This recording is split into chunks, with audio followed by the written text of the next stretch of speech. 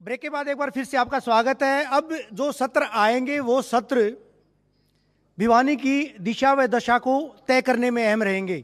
इससे पहले एक सत्र शिक्षा से जुड़ा हुआ, शिक्षा में लगातार माफ कीजिएगा हम चर्चा करते आए हैं कि किस तरह से भिवानी में शिक्षा का कितना विकास हुआ है। शिक्षा किसी समाज की विकास की धुरी भी कही जाती है और ऐसे में शिक्षा पर चर्चा करना बेहद लाजमी भी है और इसके बाद जो सत्र आएंगे वो भी और महत्वपूर्ण रहेंगे। लेकिन सबसे पहले मैं आमंत्रित करूंगा डीआरपी भिवानी पब्लिक स्कूल के डायरेक्टर पुलकित पाहुजा जी को मंच पर आए। इस महत्वपूर्ण सत्र में वो अपनी भागीदारी सुनिश्चित करें। साथ ही BK senior secondary school Bhawanikheda से प्राचार्य पंकज मिश्रा जी, उनको भी मैं मंच पर आमंत्रित करूंगा, वो भी मंच पर आएं। और इनके अलावा Ramavatar Sharma, president private school welfare association Haryana, उनसे भी बात करेंगे कि जो शिक्षा के मुद्दे हैं किस तरह से समाज को प्रभावित करते हैं। रामअवतार जी, आपसे भी निवेदन, आप भी मंच पर आएं। और इस महत्वपूर्ण सत्र का संचालन करेंगे वरिष्ठ सहयोगी पराग गुप्ता जी। पराग जी, ओवर टू यू। बहुत धन्यवाद रवि आपका। जैसा कि आप सबने सुना रवि से कि ये शिक्षा का सत्र है और एजुकेशन को लेकर इससे पहले भी 2 सत्र हम कर चुके हैं इस मंच में, लेकिन इस सत्र में भी जानेंगे शिक्षा को लेकर और क्या बेहतर भिवानी में हो सकता है या फिर अभी की परिस्थितियां यहाँ पर क्या कुछ कहती हैं। सबसे पहले रामअवतार शर्मा जी, शुरुआत में आपके साथ कर रहा हूँ। नई शिक्षा नीति को लेकर ही पहला रिएक्शन आपका चाहूंगा, चूंकि न्यू एजुकेशन पॉलिसी को लेकर तमाम तरह की बातें हो रही हैं और हुई भी, राजनीति भी इस मुद्दे को लेकर हुई, पॉलिटिकल रिएक्शन भी आए थे, लेकिन जमीनी स्तर पर कितना असरदार ये साबित हुई है? प्राग जी, सबसे पहले तो मैं इंडिया न्यूज हरियाणा को धन्यवाद देता हूं कि हमेशा से आप ज्वलंत मुद्दे पे चर्चा करते हैं। ये पिछले बहुत साल से मैं देख रहा हूं कि आप किसी जाति, धर्म, संप्रदाय, इस प्रकार की डिबेट आप नहीं रखते। जो वास्तव में सामाजिक जो विषय हैं उनको लेकर आप आते हैं। मैं आपको प्राइवेट स्कूल एसोसिएशन हरियाणा की तरफ से आपका बहुत बहुत धन्यवाद करता हूं। शिक्षा की बात आपने करी तो हरियाणा प्रदेश में पिछले काफी टाइम से हम एक चीज को देखते आ रहे हैं, शिक्षा का स्तर कैसे सुधरे। प्राइवेट स्कूल एसोसिएशन बच्चों के सर्वांगीण विकास के लिए काम करती है। हरियाणा का बच्चा का बौद्धिक विकास हो, शारीरिक विकास हो, मानसिक विकास हो, हमारा हर टीचर बड़े समर्पित भाव से, बड़े समर्पण भाव से, थोड़े से वेतन में इन बच्चों को क्वालिटी एजुकेशन देने का काम करता है, बच्चों को सर्वांगीण विकास करने का काम करता है। दूसरी तरफ 5 साल से हम मैं आपके चैनल के माध्यम से हरियाणा सरकार से मेरा एक क्वेश्चन है और केंद्र की सरकार से भी मेरा एक प्रश्न है आपके चैनल के माध्यम से कि एक हरियाणा प्रदेश में और पूरे देश में एकेडमियों की एक भेड़चाल चली हुई है जो बच्चों का बचपन भी छीन रहे हैं और बच्चों का जीवन भी छीन रहे हैं। मैंने विजिट करी सीकर, कोटा जैसी सिटीज में। हमने सरकारी आंकड़े के अनुसार, मैं आपके बड़े संवेदनशील मुद्दे पे मैं आपसे बात करना चाह रहा हूं, 25 बच्चों ने 1 साल में सुसाइड किया। बच्चे तनाव में, जब बच्चा स्कूल लाइफ में 12वीं तक की कक्षा तक की शिक्षा बच्चा स्कूल में पढ़े, तो हमने बहुत बड़े बड़े आंदोलन किए। केंद्र की सरकार ने 2024 में एक कानून बनाया। उस कानून में स्पष्ट ये लिखा गया कि स्कूल गोइंग बच्चा, +2 तक का बच्चा, 16 साल तक का बच्चा स्कूल में शिक्षा ग्रहण करेगा, किसी एकेडमी या कोचिंग सेंटर में नहीं जाएगा।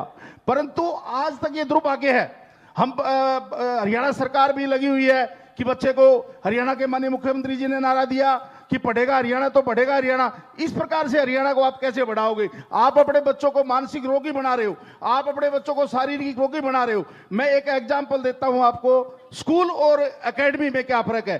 किसी भी एकेडमी के पास कोई भी एनओसी नहीं है, किसी भी प्रकार की। कोई भी मिस हैपनिंग हो जाए तो कितना बड़ा नुकसान हो सकता है, जान माल की कितनी बड़ा नुकसान हो सकता है। कोई फायर की एनओसी नहीं, कोई हाइजीनिक की नहीं, कोई किसी भी प्रकार का, कोई बिल्डिंग सेफ्टी का उनके पास कोई नॉर्म्स नहीं, सरकार से कोई मान्यता नहीं, कोई रजिस्ट्रेशन नहीं। और बच्चों को छोटे छोटे कमरों में ठूस ठूस कर, ये भेड़चाल है, ठूस ठूस कर उन बच्चों को रट्टाफिकेशन के द्वारा उन बच्चों के ऊपर मानसिक प्रेशर बनाया जाता है और वो बच्चा मानसिक प्रेशर में आके वो क्या करता है, क्योंकि पेरेंट्स क्या चाहता है, आज के दिन पेरेंट्स ये चाहता है कि मार्क्स की दौड़ है, आज नंबरों का खेल है। मैं कहता हूं नंबरों का नहीं, सबसे पहले तो इन बच्चों के जीवन को बचाओ, इन बच्चों के बचपन को बचाओ, ताकि हमारा बच्चा स्वस्थ रहेगा, तभी वो आगे पढ़ पाएगा। आज दिल्ली यूनिवर्सिटी में 100% मार्क्स जिन बच्चों के आ रहे हैं, उनके एडमिशन के लिए भी अलग से एक टेस्ट दिया जाता है, तो मार्क्स का तो कोई औचित्य ही नहीं है। मैं आपके चैनल के माध्यम से ये कहना चाहता हूं, हरियाणा सरकार संज्ञान ले, ऐसी इस प्रकार के जो इलीगल चीजें चल रही हैं उनको बंद करके, और 12वीं कक्षा तक की शिक्षा बच्चा चाहे हरियाणा के प्राइवेट स्कूलों में पढ़े, बच्चा चाहे हरियाणा के सरकारी स्कूलों में पढ़े, सरकार भी बहुत सारी सुविधाएं दे रही है बच्चों को, तो ये 12वीं कक्षा तक के बच्चों को स्कूल की शिक्षा, जब हम स्कूल में जाते हैं, सुबह सरस्वती माँ का शिक्षा की देवी है, उसकी प्रेयर करता है बच्चा, नाम लेता है भगवान का, और तब वो अपनी पढ़ाई शुरू करता है। पढ़ने के टाइम पढ़ता है, खेलने के टाइम में खेलता है, कल्चरल एक्टिविटीज करता है, हर प्रकार से उसका विकास स्कूलों में होता है। एकेडमी में सिर्फ रट्टाफिकेशन के द्वारा उन बच्चों का भविष्य दांव पे लगाया जाता है, उन बच्चों को आत्महत्या जैसे कदम उठाने के लिए मजबूर किया जाता है, तो उनके खिलाफ सख्त एक्शन कोई ना कोई ऐसा नियम सरकार बढ़ाए, और नियम बढ़ा हुआ है।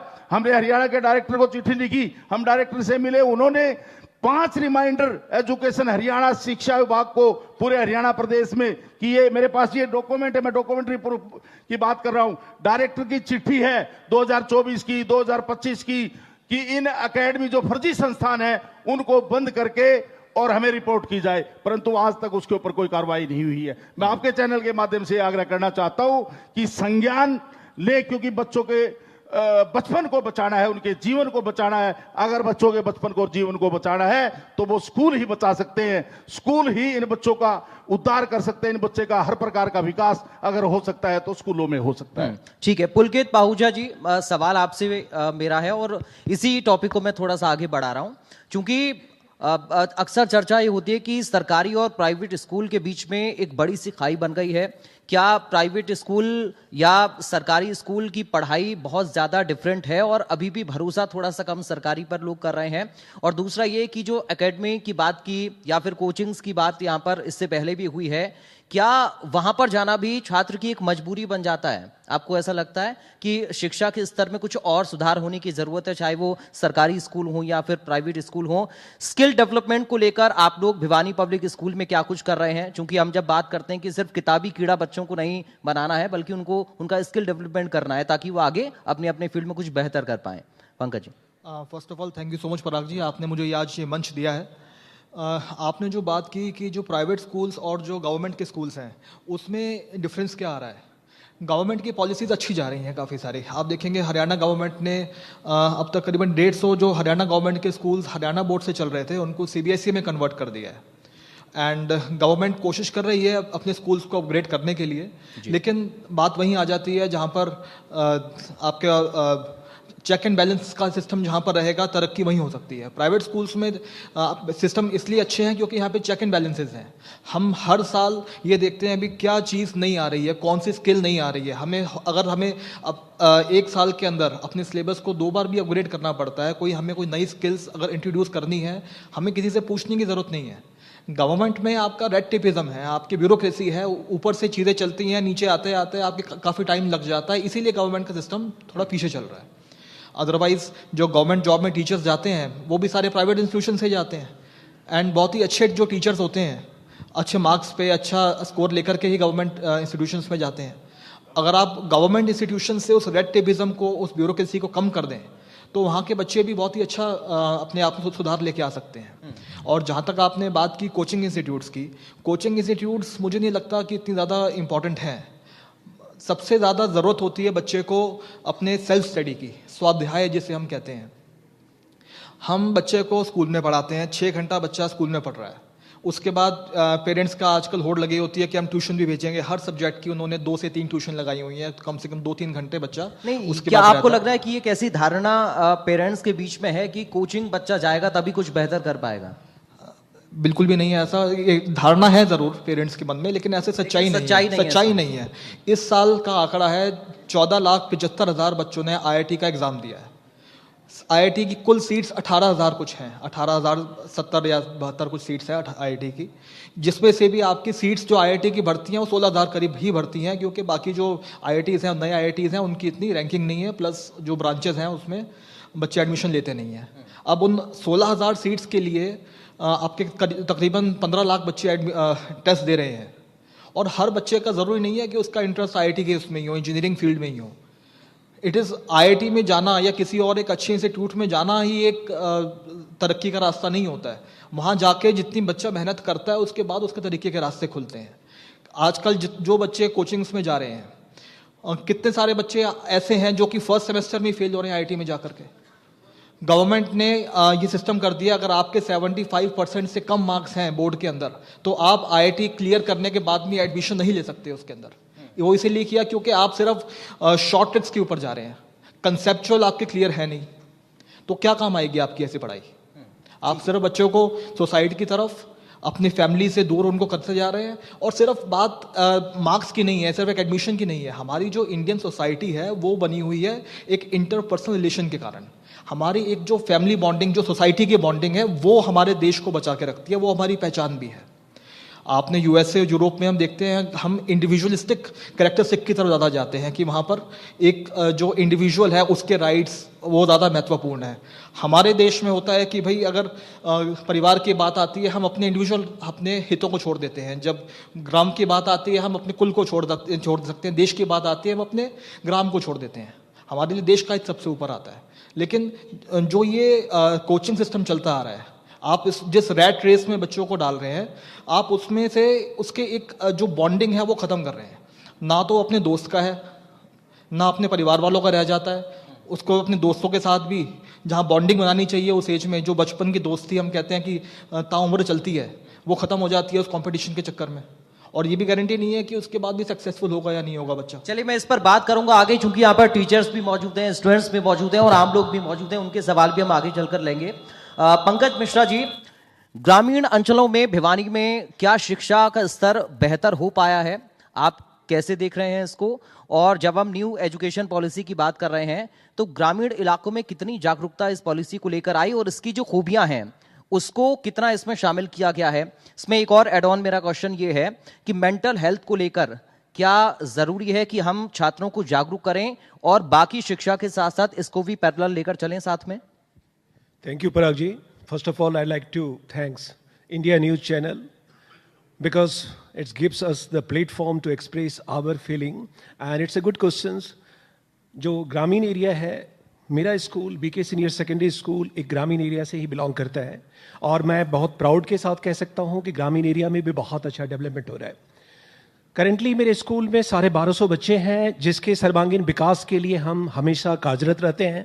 और जहाँ तक आपका मेंटल हेल्थ की सवाल है, I hope it's a first priority for any institutions because without mental health there is nothing.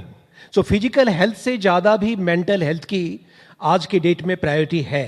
Because अगर बच्चे मेंटली स्ट्रांग है तो he can face any kind of situations what ever circumstances he may be. ज़्यादा जरूरी नहीं है कि हम एजुकेशन से ही सक्सेस हो।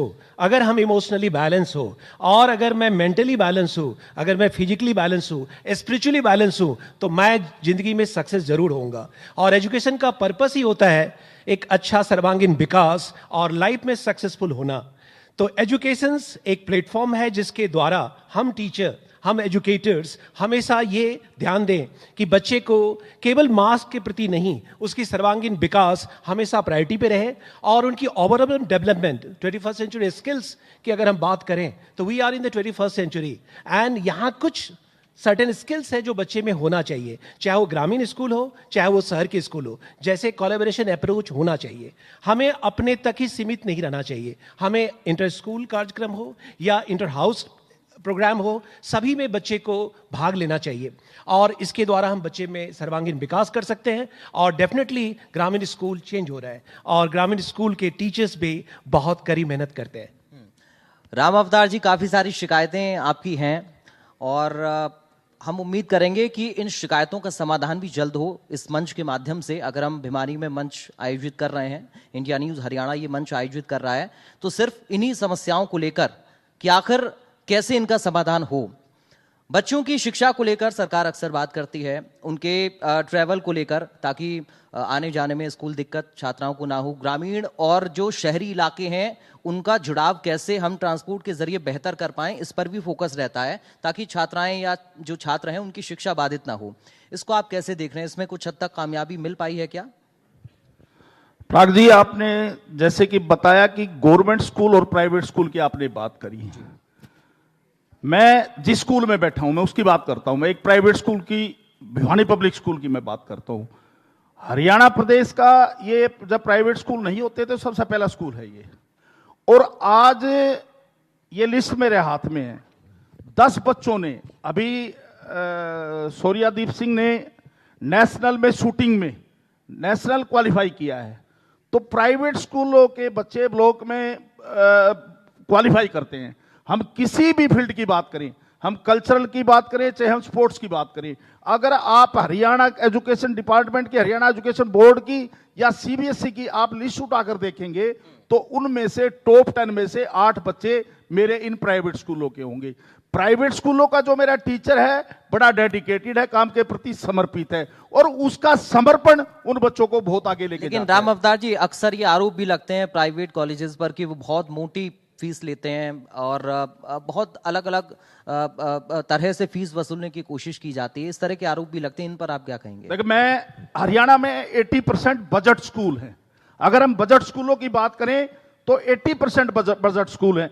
1-2% स्कूल ऐसे हैं जो बड़ी इंडस्ट्रीज के हैं, बड़ी कंपनीज के हैं, उनको हम छोड़ दें तो सारे स्कूल, आप लुहारू, आप भिवानी में बैठे हैं, ये एवरेज स्कूल है जिस स्कूल में हम बैठे हैं। आप लुहारू के रेतीले टीलों में जाके देखोगे, आप शिवानी के रेतीले टीलों में जाके देखोगे तो 500 रुपए में मेरा स्कूल पढ़ा रहा है।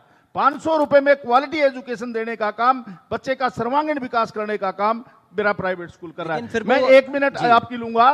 शिक्षा में 2 तरह की जो पॉलिसी है हम उसके खिलाफ हैं। प्राइवेट स्कूल के लिए जो पॉलिसी है वो अलग है, सरकारी स्कूल के लिए है पॉलिसी है वो अलग है। हमें कह दिया गया सरकार ने कि आपका 1 एकड़ का ग्राउंड होना चाहिए बच्चों को खेलने के लिए। मैं चैलेंज करता हूं, भिवानी जिले का एक भी स्कूल सरकारी अगर इस प्रकार की कोई कंडीशन पूरी करता हो तो कोई भी आप बिल्डिंग चेक करें, आप मेरे किसी स्कूल में विजिट करें, आप एकेडमी में विजिट करें, आप सरकारी स्कूल में विजिट करें, आप अपने आप ये बता देंगे कि वास्तव में प्राइवेट स्कूल हरियाणा के बच्चों को, और बड़े दावे के साथ मैं कहता हूं कि हरियाणा के 60% बच्चों को पढ़ाने का काम, हरियाणा के 60% बच्चों को आगे बढ़ाने का काम मेरे हरियाणा के ये प्राइवेट स्कूल बिना किसी सरकारी सहायता के करते हैं। सरकार हमारे से कुछ ना कुछ लेती है। 1 इंच जमीन अगर कम हो जाती है तो सरकार ऑब्जेक्शन लगा देती है, अधिकारी ऑब्जेक्शन लगा देते हैं। क्या वो ऑब्जेक्शन गवर्नमेंट स्कूलों पे भी लगेंगे? अगर आपने शिक्षा का स्तर सुधारना है तो आप अपने स्कूलों को सुधारें। मैंने एक बार पिछली सरकार में मैंने मांग करी थी, एसीएस थी सूर्यनारायण जी, मैंने कहा था आप एक बात को कंपलसरी कर दें कि जितने भी गवर्नमेंट एम्प्लॉई हैं, जितने भी गवर्नमेंट के अधिकारी हैं, उनके सबके बच्चे गवर्नमेंट स्कूलों में पढ़ेंगे तो आपकी स्ट्रेंथ अपने आप सुधर जाएगी। प्राइवेट स्कूल अगर पढ़ाता है तो वो अपने काम से जाना जाता है। अगर प्राइवेट स्कूलों से आपको ऊपर जाना है तो आप उसके बराबर लाइन खींचिए। प्राइवेट स्कूलों को मिटाने की कोशिश मत करिए, अपनी एनर्जी उनको खत्म करने के लिए वो ना करें। एक बात और मैं बताता हूं, सरकार का फेलियर है ये कि 150 स्कूल, हमारा हरियाणा विद्यालय शिक्षा बोर्ड है, ये हमारी एग्जाम की एक बॉडी है, हरियाणा सरकार की एग्जाम की एक बॉडी है जो एग्जाम कंडक्ट करता है, बोर्ड परीक्षा कंडक्ट करता है 10वीं और 12वीं की। 150 स्कूल हरियाणा सरकार ने अपने एजुकेशन बोर्ड पे क्वेश्चन मार्क लगा के और सीबीएसई को दे दिए। क्यों दे दिए सीबीएसई को? इसका मतलब आप फेल है, हरियाणा का आपका एजुकेशन बोर्ड फेल है। जब तक इस तरह की चीजों में ये अधिकारी फील्ड में जाके और प्रॉपर तरीके से उन चीजों को समझ के और इंप्लीमेंट करने का काम नहीं करेंगे तब तक शिक्षा का स्तर। कुछ ग्राउंड के सवाल भी ले लेते हैं। रवि, रामावतार जी, एक प्रश्न मेरा है पहले आपसे। आप तो प्राइवेट स्कूल वेलफेयर एसोसिएशन के अध्यक्ष के साथ साथ बीजेपी के शिक्षक मोर्चा के भी प्रदेश अध्यक्ष रहे हैं। आपने क्या वो मुद्दा नहीं उठाया था जब ये स्कूल जा रहे थे सीबीएसई की तरफ? बिल्कुल, मैंने हरियाणा सरकार के शिक्षा मंत्री से बात करी, मैंने हरियाणा के मुख्यमंत्री जी से बात करी। उनका जवाब, हमारे आदरणीय विधायक जी मेरे सामने बैठे हैं, मैं इनके माध्यम से, कोई भी ऐसा मंत्री नहीं है जिसको मैंने ये रिक्वेस्ट नहीं करी कि हरियाणा के इन स्कूलों को अपने बोर्ड में रखो। हिंदुस्तान देखता है कि हरियाणा सरकार अपने ही बोर्ड पे क्वेश्चन मार्क लगा रही है, तो जब बात सुनी नहीं जाए तो क्या करेगा? हम तो बहुत कहा है हमने। कुछ प्रश्न है जी ma'am.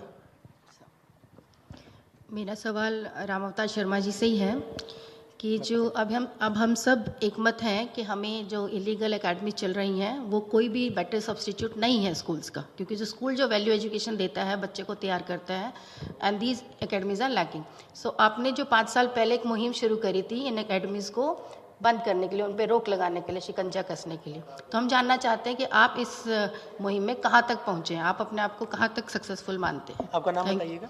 Miss Usha Panghal, I am an educationist from BPS Bhiwani. बेहद महत्वपूर्ण प्रश्न है राम अवतार जी। हमने बहुत बड़े बड़े आंदोलन करके इन एकेडमी में जो बच्चों की जान का नुकसान हो रहा था, जो बच्चों की जान जा रही थी, जो डिप्रेशन में आ रहे थे, अवसाद में आ रहे थे, सुसाइड कर रहे थे, हम इंसान हैं, हम पेरेंट भी हैं, हम भावनात्मक जुड़े हुए हैं, हम स्कूल संचालक साथ साथ के पेरेंट भी हैं, हम बच्चों को अपने स्कूल में पढ़ाते हैं, पेरेंट समझकर पढ़ाते हैं कि हम उनके पेरेंट हैं। तो हमने बड़ा प्रयास करके केंद्र की सरकार से हमने इन एकेडमियों के खिलाफ कानून बनवाया। वो कानून पास हुआ, उसमें स्पष्ट लिखा गया कि 16 साल तक का स्कूल गोइंग बच्चा स्कूल टाइम में स्कूल से बाहर नहीं होगा। परंतु इंप्लीमेंटेशन की बात जहां तक आती है, वो इंप्लीमेंट आज तक नहीं हुआ है। और डायरेक्टर की 5 रिमाइंडर मेरे पास हैं, जो जिला शिक्षा अधिकारी को कहा गया कि आप ये इलीगल संस्थाएं भिवानी की भी हैं, इसमें 50 के करीब एकेडमी है और 150 के करीब प्ले स्कूल, छोटे छोटे स्कूल, उनको बंद करने का काम करें और हमें रिपोर्ट करें। आज तक वो जिला शिक्षा अधिकारी की तरफ से कोई रिपोर्ट डायरेक्टर को बंद करके नहीं की है। कमेटियां बढ़ती हैं, मीटिंग डीसी साहब करते हैं, मीटिंग हो जाती है, परंतु उसके बाद कार्रवाई के नाम पे कुछ नहीं होता। ये मैं आपकी जानकारी के लिए बता। एक और प्रश्न है जी, आपका नाम? सर मेरा नाम ममता है। मैं भिवानी पब्लिक स्कूल की ही टीचर हूँ। सर मेरा क्वेश्चन ये है कि जब भी हम कभी ग्राउंड लेवल पर जाते हैं, फिजिकल एक्टिविटीज़ के रिगार्डिंग जाते हैं, तो सरकारी स्कूलों में और प्राइवेट स्कूलों के बच्चों में बहुत डिफरेंस हमने देखा है कि प्राइवेट स्कूल के बच्चे अपनी प्राइवेट एकेडमिक्स में प्रैक्टिस करते हैं रिगार्डिंग स्पोर्ट्स की, बट जब हम आगे फर्दर लेवल के लिए स्टेट लेवल या डिस्ट्रिक्ट लेवल के लिए हम सिलेक्शन की बात करते हैं, तो वहाँ पर प्राइवेट स्कूल के बच्चे पीछे रह जाते हैं और सरकारी स्कूल के बच्चों का सिलेक्शन हो जाता है। यानी आपका ये कहना है कि को करिकुलर एक्टिविटीज जो है वो कम करवाई जाती है? नहीं सर, वहाँ पर एक्टिविटीज कम होती है। प्राइवेट स्कूल इस चीज में आगे है, बट उन बच्चों का सिलेक्शन जहाँ पर हम बात करते हैं तो सिलेक्शन में वो पीछे रह जाते हैं बच्चे। अवतार जी, मैं ममता जी आपकी भावनाओं को समझ रहा हूं और कदर करता हूं। देखो, प्राइवेट स्कूलों में नो डाउट बच्चों के साथ अथक प्रयास किया जाता है। हम ये अभी ममता जी ने जो क्वेश्चन किया है, इसको हम देखते हैं ग्राउंड पे बच्चों के साथ ये किस प्रकार से मेहनत करती हैं। परंतु जब किसी भी प्रकार का आयोजन होता है, कोई मीट होती है या कोई कंपटीशन होता है, उसमें क्या होता है, उसमें जो अधिकारी होते हैं, ऑफिशियल होते हैं, वो सभी गवर्नमेंट के डेपुटेटेड होते हैं, गवर्नमेंट के डीपी पीटीआई होते हैं और वो पार्शलिटी करते हैं। मैं बिल्कुल खुले मन से आपके मंच के माध्यम से आरोप लगा रहा हूं एजुकेशन डिपार्टमेंट और आपके इस पे स्पोर्ट्स डिपार्टमेंट पे कि बच्चों के साथ, हमारे बच्चों के साथ पार्शलिटी होती है। हमारे बच्चों को प्राइवेट स्कूल का बच्चा है उसको पीछे कर दिया, अपने बच्चे को आगे कर दिया, इस प्रकार का काम होता है। जिस दिन पूरी पारदर्शिता तरीके से अगर ये काम होने लगा, अभी पिछले दिनों हमने 3.5 प्राइवेट स्कूल इस पर एक काउंटर क्वेश्चन मेरा ये है कि इसका आधार क्या है, जो आप बोल रहे हैं इसका आधार क्या है, और अगर है तो फिर आप इतनी सारी शिकायतों को लेकर तो बैठे हैं, इस तरह की शिकायत आपने क्या की है अभी तक? मैं हरियाणा सरकार, मेरे सामने मेरे आदरणीय बड़े भाई और हमारे स्कूलों के, प्राइवेट स्कूलों के संरक्षक, मैं उनको कहूं आदरणीय घनश्याम दास जी सर्राफ, सैकड़ों बार हर मंत्री के पास, हर संतरी के पास हम गए इन शिकायतों को लेके, पर उसमें सुधार की अगर हम बात करें तो कोई सुधार नहीं हुआ है। और हम भी चाहते हैं कि हमारा बच्चा, हमारे स्कूल में पढ़ने वाला बच्चा हो, चाहे सरकारी स्कूल में पढ़ने वाला बच्चा हो, बच्चे की प्रतिभा को इग्नोर ना करके और जो सही रिजल्ट है उसको दिया जाए। इस प्रकार का जो काम होता है वो गलत होता है। तो इस प्रकार के जिस दिन ये काम बंद हो जाएंगे, पारदर्शिता से तरीके से काम हो जाएगा। अभी हम हर साल बच्चों की डिस्ट्रिक्ट भिवानी की और स्टेट की हम स्पोर्ट्स मीट करते हैं 3 दिन की। जी। भिवानी डिस्ट्रिक्ट के 3,500 बच्चों ने पार्टिसिपेट किया, 500 स्कूलों के 3,500 बच्चों ने।